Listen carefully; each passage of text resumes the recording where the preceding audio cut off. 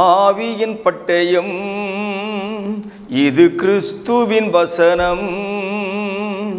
ஆவியின் பட்டயம் கிறிஸ்துவின் வசனம் நித்திய ராஜ்ய புது வாழ்வு வழங்கும். ஆவியின் பட்டயம் நித்திய ராஜ்ய புது வாழ்வு வழங்கும். ஆவியின் பட்டயம். Welcome to EKN Bible school.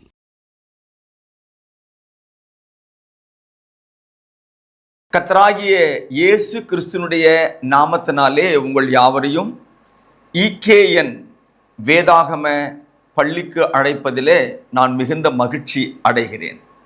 வாங்க, இன்னைக்கு என்ன கற்றுக்கொள்ள போகிறோம் என்பதை நாம் தேவனுடைய வசனங்களை வைத்து அதில் நாம் தெளிவை பெற்றுக்கொள்ள தேவன் நமக்கு உதவி செய்வாராக.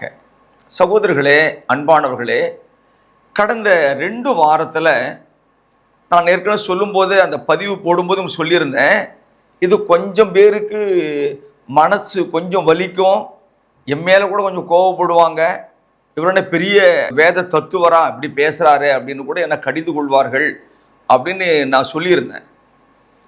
ஒருவேளை அப்படி நடந்திருக்கலாம், வாய்ப்பு நிறைய இருக்குது. ஏன்னா உண்மையை சொல்லும்போது அது கொஞ்சம் கசகதானே செய்யும். இப்போ இன்றைக்கி நான் கடந்த 2 வாரங்களில் பேசின வேதாகமும் அனுமதிக்காத உடை அப்படின்னு ஒரு தலைப்பில் பேசணும். இன்னொன்று தசம பாகமா அப்படின்ற ஒரு தலைப்பின் கீழ் பேசியிருந்தேன். இது 2ஐயும் சேர்த்து ஒரு சின்ன விளக்கம் கொடுக்கலாம் அப்படின்னு இன்னைக்கு நான் உங்கள் மத்தியில் வந்திருக்கிறேன். தேவனுடைய பிள்ளைகளே, தசம பாகம் என்பது பழைய ஏற்பாட்டிலே நம்முடைய தேவனாகிய தகப்பன் இஸ்ரவேல் என்கிறதான ஒரு தனிப்பட்ட ஜாதிக்கு அல்லது ஒரு குடும்பத்திற்கு கொடுத்ததான கட்டளை அல்லது பிரமாணம் அப்படின்னு நான் ஏற்கனவே வேத வசனத்தின் மூலமாக தெளிவுபடுத்தியிருக்கிறேன். ஒருவேளை இந்த பாடத்தை நீங்கள் முதல்ல கவனிப்பீங்க அப்படின்னா இதுக்கு முன்னான பாடங்களை போய் நீங்கள் பாருங்கள், தெளிவான விளக்கங்களை கொடுத்துருக்கிறேன். ரைட், இப்போ நாம் என்ன கற்றுக்கிறோம் அப்படின்னா, நியாயப்பிரமாணம் என்பது 613 சட்டங்கள். அப்படின்னா அந்த 613 சட்டங்களிலே நியாயப்பிரமாணத்தினுடைய மிக பிரதானமாய் மக்களால் கையாளப்படுகிறது இந்த தசம பாகம் அப்படின்னு கடந்த பாடத்தில் நான் பேசினேன். லேவியராகமும் 27வது அதிகாரத்தின் 30 தொடங்கி 30 வசனங்கள் வரை நான் வாசிக்கிறேன், கேளுங்க. தேசத்திலே நிலத்தின் வித்திலும் விருட்சங்களின் கனியிலும் தசமபாகம் எல்லாம் கர்த்தருக்கு உரியது, அது கர்த்தருக்கு பரிசுத்தமானது அப்படிங்கிறாரு. அப்ப தசமபாகம் யாருக்காக அப்படின்னா கர்த்தருக்காக, அது கர்த்தருக்கு உரியது, கர்த்தருக்கு சொந்தமானது அப்படின்னு படித்தோம். 31ஆம் வசனத்துல, ஒருவன் தன் தசமபாகத்திலே எவ்வளவாவது மீட்டு கொள்ள மனதாய் இருந்தானால் அதனுடன் 5இல் 1 பங்கை கூட்டி கொடுக்க கடவன். யாருமே அதை மாற்றிக்கொள்ள முடியாது. ஐயா, எனக்கு ரொம்ப கஷ்டகாலம், வீட்டில் திடீர்னு பெரிய செலவு வந்துருச்சு, அதை நான் கொஞ்சம் குறைச்சிக்கிறேன், 1% மட்டும் குறைச்சி 9% கொடுத்துடுறேன், அல்லது இந்த முறை நான் ஒரு 8% கொடுத்துட்டு அடுத்த முறை 12 கொடுத்துடுறேன் அப்படின்னு பேச முடியுமா என்றால் 0.5% கூட குறைத்து கொள்வதற்கு எந்த மனிதனுக்கும் நியாய பிரமாண சட்டத்தில் இடமில்லை. சகோதரர்களே, இது யாருக்கு அப்படின்னு கேட்டீங்கன்னா, என்னாகம புத்தகத்தில் 18வது அதிகாரத்தின் 21வது வசனம், இதோ லேவியின் புத்திரர் ஆசரிப்பு கூடாரத்தின் பணிவிடையை செய்கிற அவர்களுடைய வேலைக்காக இஸ்ரவேலருக்கு உள்ளவை எல்லாவற்றிலும் தசமபாகத்தை அவர்களுக்கு சுதந்திரமாக கொடுத்தேன். இது யாருக்கானது அப்படின்னா லேவியர்களுக்கு. போன பாடத்தில் தெளிவுபடுத்தின லேவியர்கள் ஆசாரியருக்கும் அதை கொடுக்கணும் அப்படின்னு. தசம பாகத்தில் 2 விதத்தை நான் உங்களுக்கு சொல்லி கொடுத்தேன். ஒன்று, வருஷந்தோறும் கொடுக்கக்கூடிய ஒரு கட்டாய பங்கு. 3 வருடங்களுக்கு ஒரு முறை தன் வீட்டு வாசலில் வைத்து கொடுக்க வேண்டிய ஒரு பங்கு. இதை நான் கடந்த பாடத்தில் வலியுறுத்தியிருக்கிறேன். நீங்க போய் பார்க்காதவங்க பார்த்து தெரிந்து கொள்ளுங்கள். ஆக தசமபாகம் என்பது கட்டாயம், நிர்பந்தம், இது கொடுத்தே ஆக வேண்டும் என்கிறதான ஒரு நிபந்தனைக்கு உட்பட்டது. எந்த ஒரு இஸ்ரவேலனும் இந்த சட்டத்தில் இருந்து தப்பித்து கொள்ளவே முடியாது. உபாகம புத்தகத்தில் 14வது அதிகாரத்தின் 22வது வசனத்தை வாசிக்கிறேன், கேளுங்க. நீ உன் தேவனாகிய கர்த்தருக்கு எப்பொழுதும் பயந்திருக்க பழகும்படிக்கு வருஷந்தோறும் நீ விதைக்கிற விதைப்பினாலே வயலின் விளையும் எல்லா பலன்களிலும் தசமபாகத்தை பிரித்து உன் தேவனாகிய கர்த்தர் தமது நாமம் விளங்கும்படி தெரிந்து கொள்ளும் ஸ்தானத்திலே உன் தானியத்திலும் உன் திராட்சரசத்திலும் உன் எண்ணெயிலும் தசமபாகத்தையும் உன் ஆடு மாடுகளின் தலையீற்றுகளையும் அவருடைய சந்நிதியில் புசிப்பாயாக. இந்த தசமபாகம் கட்டாயம். வருடத்திற்கு ஒரு முறை அவன் விளைகிற அந்த விளைச்சலின் பங்கை, அவனுக்கு இருக்கிற மந்தையின் தலையீற்றை அவன் என்ன பண்ணணும்? தூரமாயிருந்தாலும் அருகில் இருந்தாலும் தேவன் தெரிந்து கொண்ட ஸ்தலமாகிய எருசலேம் தேவாலயத்தில் கொண்டு போய் அதை கொடுக்கணும், அதை புசிக்கணும். இது கட்டாயம், இது நிர்பந்தம். இது செய்ய தவறினால் தேவன் அவனை தண்டிப்பார். இது செய்ய மீறினால் அவனை தேவன் தண்டிப்பார். சகோதரர்களே, பழைய ஏற்பாட்டில் தசமபாகம் என்பது கட்டாயமாக கொடுத்தே தீர வேண்டும் என்கிற ஒரு நிபந்தனைக்கு உட்பட்டது. அதே பழைய ஏற்பாட்டு காலத்தில் இஸ்ரவேல் ஜனங்கள் காணிக்கை கூட கொடுத்திருக்கிறார்கள். அப்ப தசமபாகம் என்பது வேறு, காணிக்கை என்பது வேறு. இதை ரெண்டையும் நாம ஒன்றாக சேர்த்து குழப்பிக் கொள்ளக்கூடாது. தசமபாகம் என்பது 10ல் ஒரு பங்கு கட்டாயம். இப்ப நான் உங்களுக்கு சில வசனங்களை வாசித்து கொடுக்கிறேன். யாத்திரையாகமம் என்ற புத்தகத்துல 25வது அதிகாரத்தை எடுங்க. 25ஆம் அதிகாரத்துல 1-2 வசனங்களை நான் வாசிக்கிறேன், கவனிங்க. கர்த்தர் மோசையை நோக்கி, இஸ்ரவேல் புத்திரர் எனக்கு காணிக்கையை கொண்டு வரும்படி அவர்களுக்கு சொல்லு, மனப்பூர்வமாய் உற்சாக மனதுடன் கொடுப்பவன் எவனோ அவனிடத்தில் எனக்கு காணிக்கையை வாங்குவீர்களாக. நல்லா புரிஞ்சுங்க, தசமபாகம் எக்காரணத்தை கொண்டும் தவிர்க்க முடியாத ஒன்று. கொடுத்தே தீரணும், கொடுத்தே ஆகணும். ஆனால் இங்கே காணிக்கையை தேவன் எப்படி சொல்லுகிறார் என்றால், கொடுப்பவனுக்கு உற்சாகம் இருக்கணும், கொடுப்பவனுக்கு வாஞ்சி இருக்கணும், கொடுக்கிறவனுக்கு அதுல மனதளவிலே அவனுக்கு அந்த ஈடுபாடு இருக்கணும்.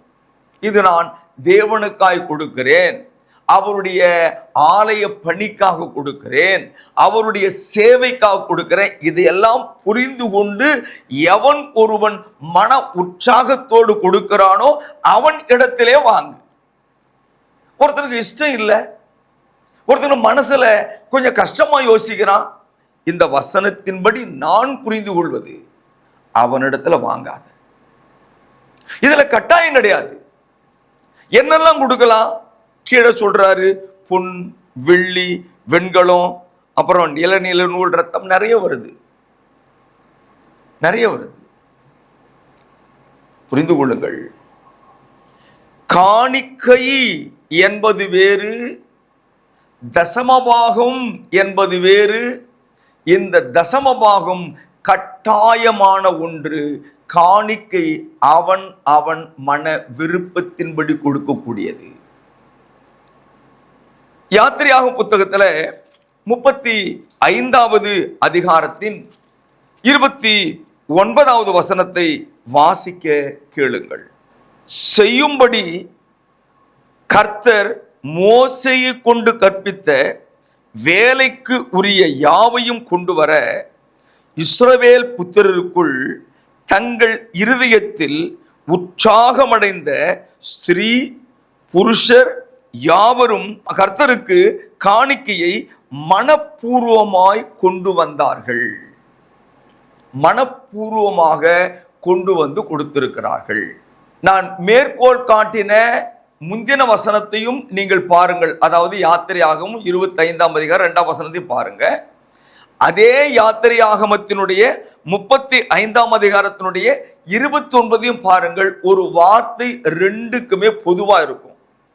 மன உற்சாகம் உள்ளவர்கள், மனதிலே ஆர்வத்தை ஏற்படுத்தினவர்கள் கட்டாயமாக அவர்களாகவே முன்வந்து இந்த காணிக்கையை கொடுத்தார்கள்.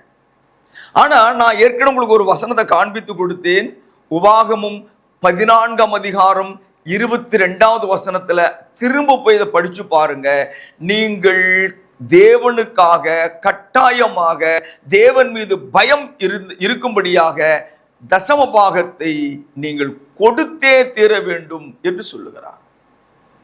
இப்ப புதிய ஏற்பாட்டிலே அந்த சட்டங்கள் இருக்கிறதா அப்படின்னு பார்த்தீங்கன்னா புதிய ஏற்பாட்டிலே அது இல்லை.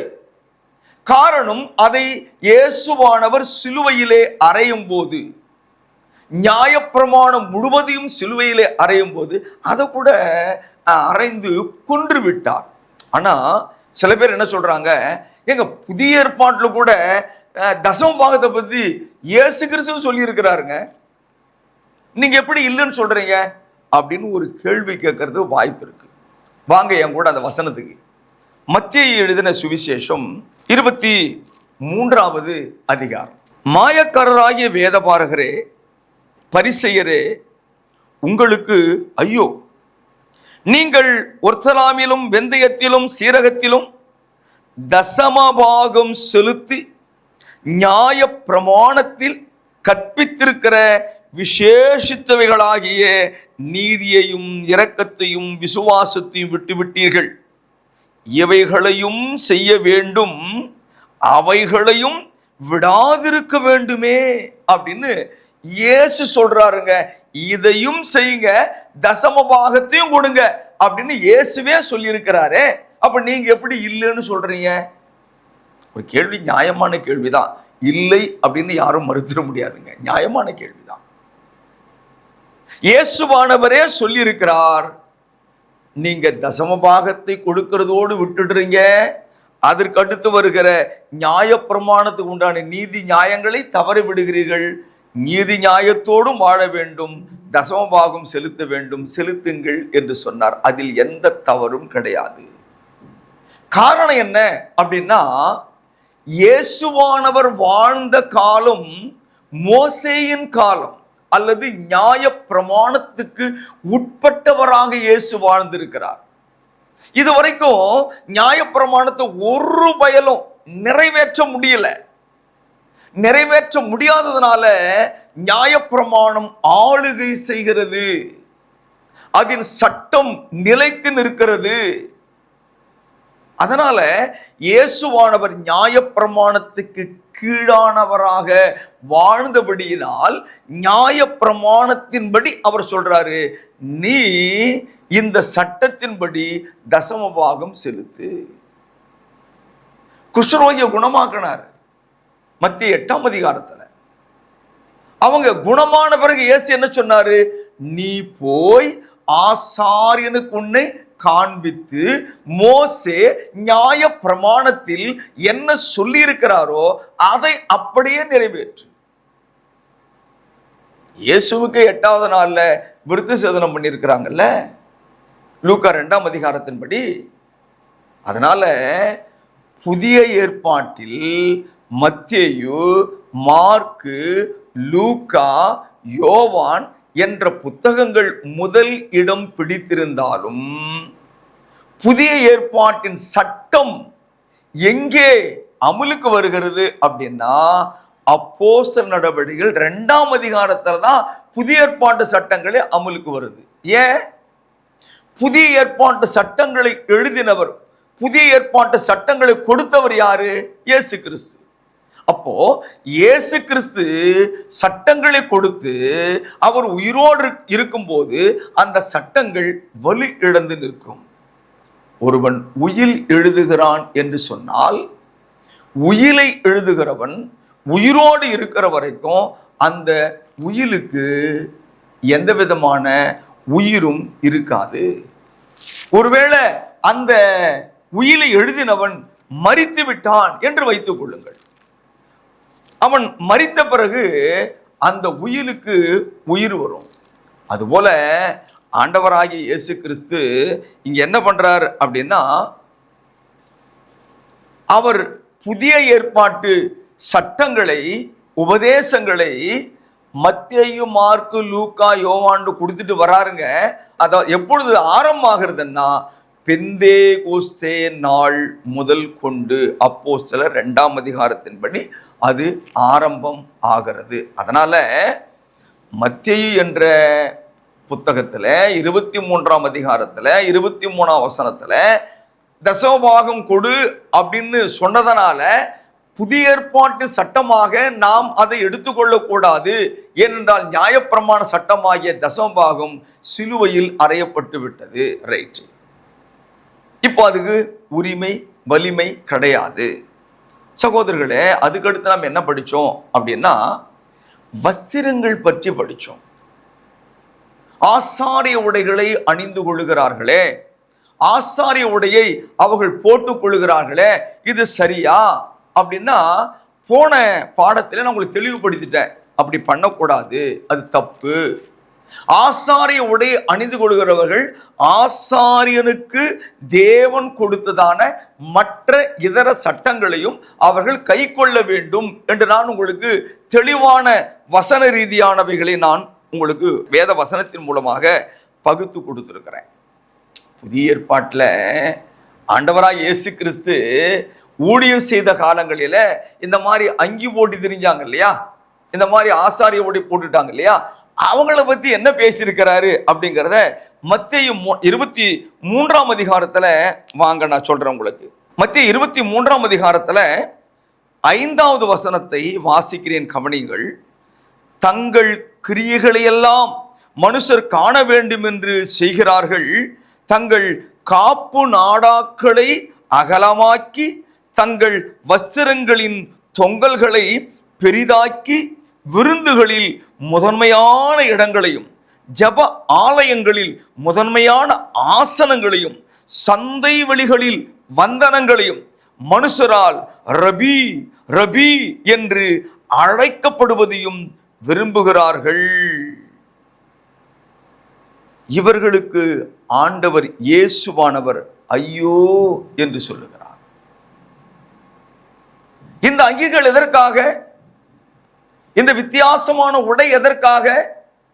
என்னை இந்த சமுதாயம் மதிக்க வேண்டும், இந்த சமுதாயம் என்னை பெரியவனாக அங்கீகரிக்க வேண்டும், இந்த சமுதாயம், குறிப்பாக இந்த கிறிஸ்தவ சமுதாயம் எனக்கு நான் எங்கே போனாலும் முதல் இடம் கொடுக்க வேண்டும் என்பதுதான் இவர்களின் நோக்கம். இயேசுவே தெளிவா பேசுறாரு. 7ஆம் வசனம், சந்தை வெளிகளில் வந்தனங்களையும் மனுஷரால் ரபி ரபி என்று அழைக்கப்படுவதையும் விரும்புகிறார்கள் என்று சொல்லப்படுகிறது. இயேசுவானவர் அதற்கு எதிரடையாய் பேசுகிறார். அப்படி உங்களை யாரும் அழைக்காதபடி பார்த்து கொள்ளுங்க, அது உங்களுக்கு தேவையில்லை. நீங்கள் சகோதரர்கள், நீங்கள் ஊழியர்கள் என்று சொன்னார். உங்களுக்கு விசேஷித்த விதமான இது போன்ற உடைகள் வேலை தேவையில்லை என்று இயேசுவே சொல்லியிருக்கிறாருங்க.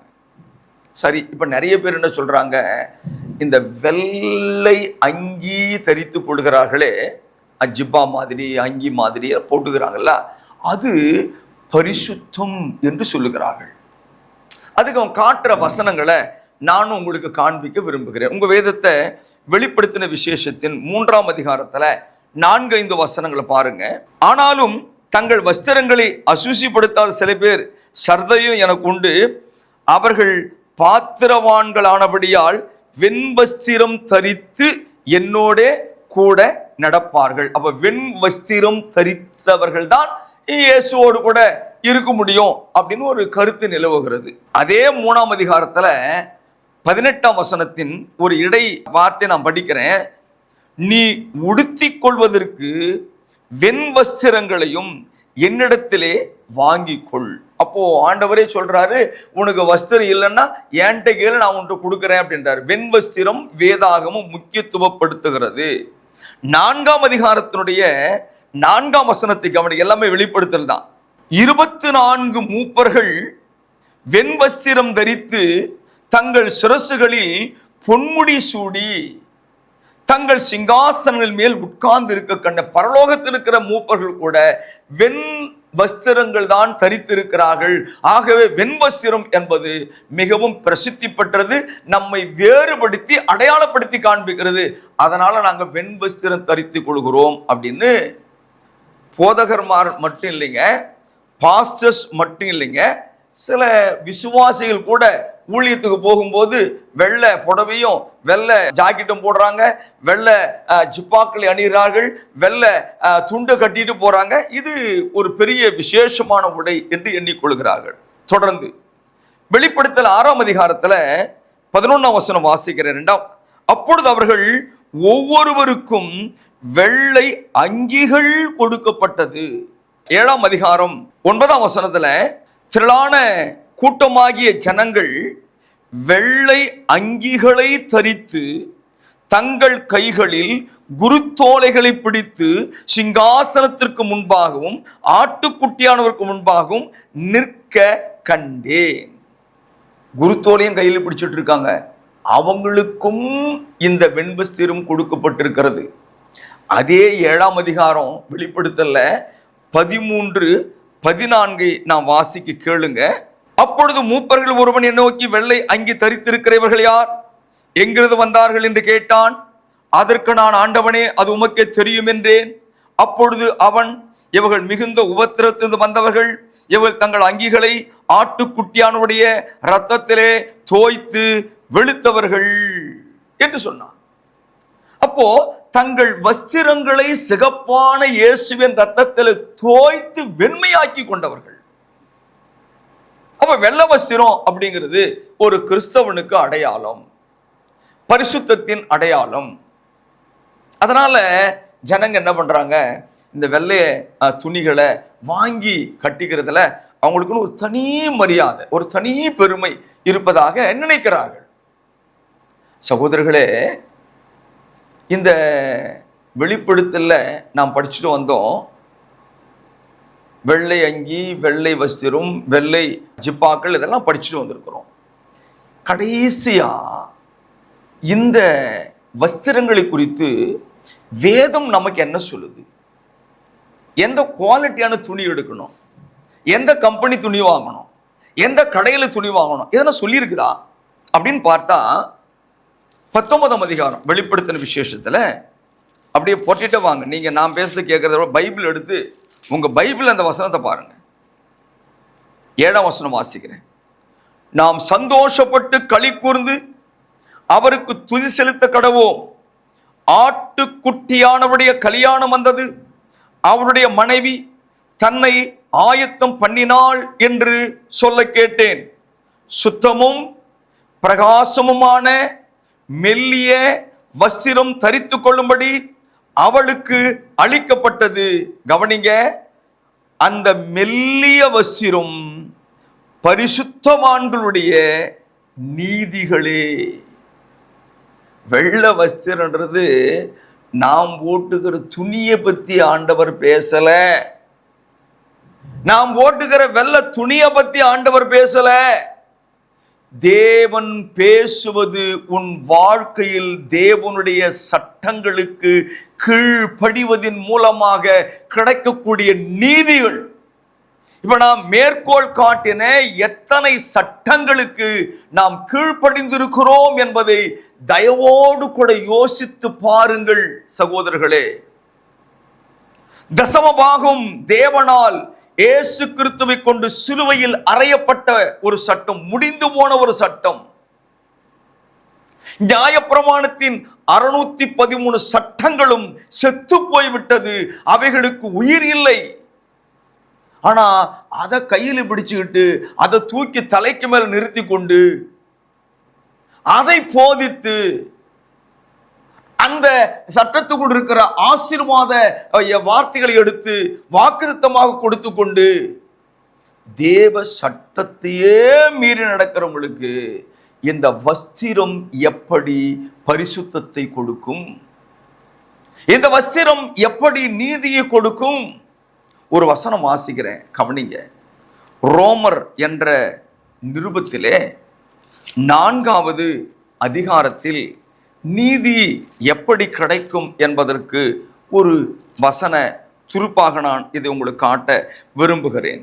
ரோமர் என்ற புத்தகத்தின் 4வது அதிகாரத்தில் 21ஆம் வசனம், தேவன் வாக்குத்தத்தம் பண்ணினதை நிறைவேற்ற வல்லவராய் இருக்கிறார் என்று முழு நிச்சயமாய் நம்பி தேவனை மகிமைப்படுத்தி விசுவாசத்தில் வல்லவனானான். கவனிங்க, ஆகையால் அது அவனுக்கு நீதியாக எண்ணப்பட்டது. அது அவனுக்கு நீதியாக எண்ணப்பட்டது என்பது அவனுக்காக மாத்திரமல்ல, நமக்காகவும் எழுதப்பட்டு இருக்கிறது. புரியுதா உங்களுக்கு? நானும் விசுவாசத்திற்கு கீழ்ப்படிந்து, தேவ சட்டங்களுக்கு கீழ்ப்படிந்து, அந்த விசுவாசத்தில் உறுதியாக நின்று, தேவன் கொடுத்த சட்டங்கள் போதும், புதிய ஏற்பாட்டு உபதேசங்கள் போதும், இயேசு கிறிஸ்துவின் போதனைகள் போதும், அதனோடு கூட்டவோ குறைக்கவோ எனக்கு அதிகாரம் இல்லை. என்னை நியாயம் தீர்க்க போவது இயேசு கிறிஸ்துவின் சட்டங்கள் தான். எனக்கு பரலோக பாக்கியத்தை கொடுக்க போகிறது அவர் கொடுத்த புதிய ஏற்பாட்டு உபதேசங்கள் தான். என் மேய்ப்பராக இயேசு கிறிஸ்துவுக்கு பின்னால் நான் போவேன். அவர் என்னை புல்லுள்ள இடங்கள் மேய்ப்பார், என்னை அமர்ந்த தண்ணீர் அண்டு கொண்டு போய் விடுவார். அவரே என் இரட்சகர், அவரே என் மீட்பர், அவரே அவரே அவரே என்று சொல்லி ஆண்டவர் இயேசு கிறிஸ்துவின் வழியில் போகிற சீஷனாக இன்றைக்கு நீங்கள் மாறுவீர்களே ஆனால், எந்த நீதியின் வஸ்திரம் நீங்கள் அணிந்து கொள்ளுகிற உடையில் அல்ல, அந்த வெள்ளை புடவையில் இல்லை, அந்த வெள்ளை ஜிப்பால் இல்லை, தேவனுடைய நீதியில் அந்த வஸ்திரம் நிறைந்திருக்கிறது. நாம படிக்கிறோம் இல்லையா? 1 யோவான் 1ஆம் அதிகாரம் 7ஆம் வசனத்துல இயேசுவின் இரத்தத்தை ஒவ்வொரு நாளும் நம்முடைய வஸ்திரங்களை தோய்த்து கொள்ள ஒரு வாய்ப்பு கொடுக்கிறார் இல்லையா? அவருடைய ரத்தம் சகல பாவத்தை நீக்கி நம்ம சுத்திகரிக்கிறது. அந்த ஜீவியம் தான் இயேசு கிறிஸ்து விரும்புகிற நீதியின் உடை. இந்த உடையை போட்டு உள்ளெல்லாம் அழுக்கா இருக்கிறதுனால என்ன பிரயோஜனம்? இந்த உடையை போட்டு தேவனுடைய சட்டங்களுக்கு கீழ்ப்படியாம வாழ்றதுல என்ன பிரயோஜனம்? ஆகவே வஸ்திரம் அல்ல, நீதி. தேவன் உங்களை ஆசீர்வதிப்பாராக. நாம் ஜெபம் செய்வோம். எங்களை நேசிக்கிற பிதாவே, இந்த வேலைக்காக உமக்கு நன்றி. உமது பிள்ளைகளுக்கு வேத வசனத்தின்படி கொடுத்திருக்கிற இந்த உபதேசத்திற்காக ஸ்தோத்திரப்பா. எங்களை நியாயம் தீர்க்க போகிற இயேசு கிறிஸ்து உபதேசத்திற்கு நாங்கள் கீழ்ப்படிய உதவி செய்யும். இதை கேட்ட ஒவ்வொருவரையும் ஆசீர்வதியும். தேவைகளை சந்தியும். வியாதி உள்ளவர்கள், பலவீனமானவர்கள், கஷ்டத்திலே வாழுகிறவர்கள், தீராத வியாதிக்கு உட்பட்டிருக்கிறவர்கள் இயேசுவின் நாமத்திலே விடுதலை அடைய கிருபை தாரும். இந்த செய்தி அநேகருக்கு ஆசீர்வாதமாய் விளங்க இரக்கம் செய்யும். இயேசு கிறிஸ்துவின் நாமத்தில் ஜெபிக்கிறோம் நல்ல பிதாவே, ஆமென்.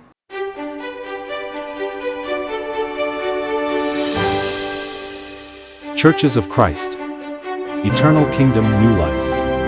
அன்பிற்குரியவர்களே, மேலும் இந்த பாடங்களை எங்களுடைய யூடியூப் சேனலான எட்டர்னல் கிங்டம் நியூ லைஃப் சேனலில் கண்டு தெய்வ ஆசீர்வாதங்களை பெற்று மகிழுங்கள். கிறிஸ்துவின் சபையார் உங்களை வாழ்த்துகிறார்கள்.